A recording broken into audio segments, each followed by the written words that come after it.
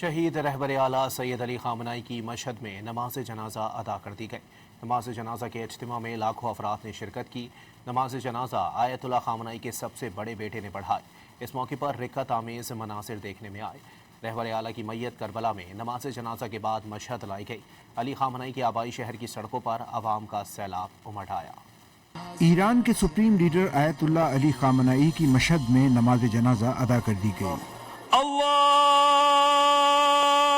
اکبر، اشہد ان لا الہ الا اللہ وحدہ لا شریک لہ واشہد ان محمدا عبدہ ورسولہ۔ سوگ کے آخری روز ایک بار پھر عوام کی بہت بڑی تعداد سڑکوں پر نکل آئی۔ الوداعی جلوس مشہد کی شاہراہوں سے گزرا، جہاں لاکھوں سوگواروں کا ٹھاٹے مارتا سمندر روزہ امام علی رضا کی جانب بڑھتا رہا۔